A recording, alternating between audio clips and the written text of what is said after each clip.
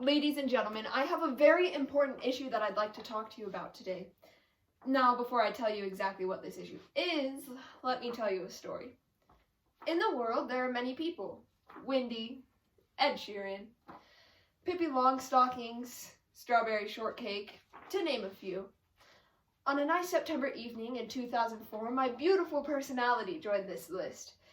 As my parents held their newborn baby, they noticed some fiery red fuzz on my head. This was no surprise to them, as they had 3 other ginger children, but to the rest of the world it may come as one due to the fact that only 1 to 2% of the population is redheaded. Now, as I grew older, my red hair got longer, and my shiny locks attracted more attention. As I walked down the hall, I always encounter a plethora of jokes. "You have no soul." Imagine being a ginger. Why were the Harry Potter books unrealistic? Because a ginger had 2 friends. And more have been said to me. Although these jokes are meant to be lighthearted and funny, gingerism is a real issue. The discrimination and mockery of gingers has been an ongoing tradition that has gone on for too long.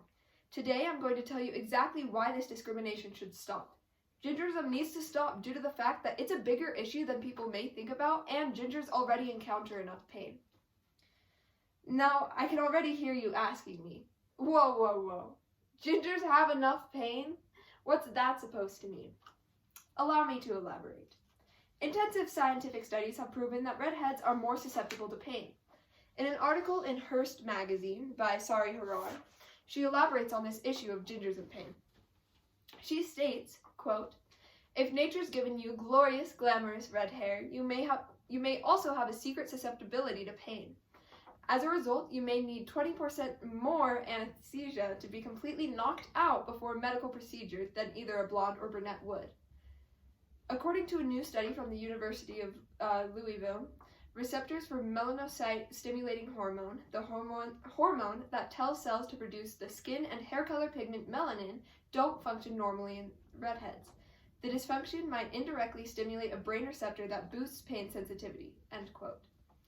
Summarized, what she is saying is that due to our receptors for the melanocyte-stimulated hormone not functioning like brunettes or blondes do, us redheads are more susceptible for pain.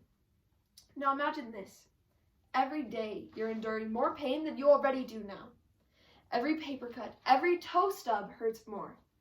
And yet, even with the weight of this new pain, people still make fun of you more than they do other people.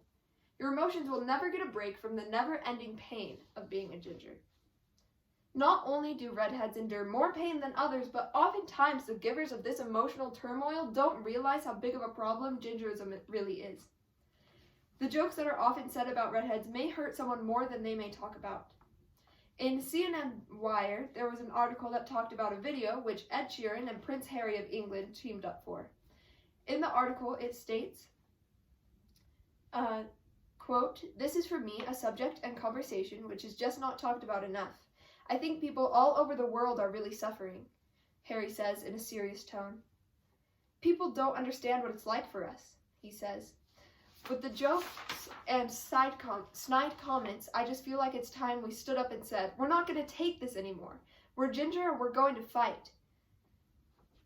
The pair conclude the video with a serious message urging everyone to reach out to those struggling with mental health issues, end quote. A weakness in this quote is that the video was made for a joke.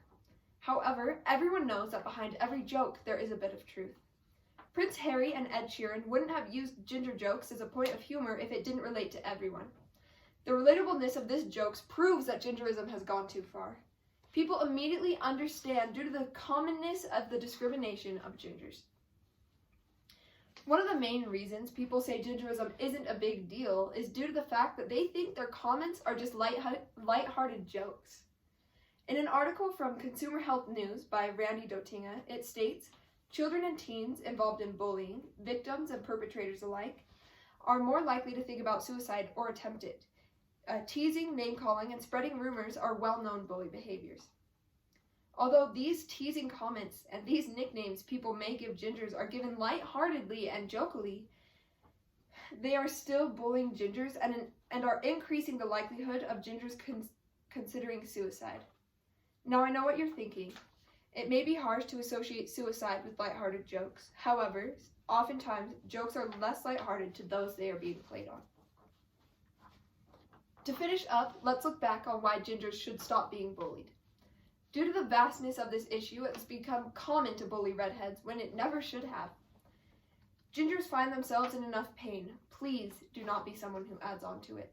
I know that your jokes may seem lighthearted, but they can scar so much deeper than you know. Thank you.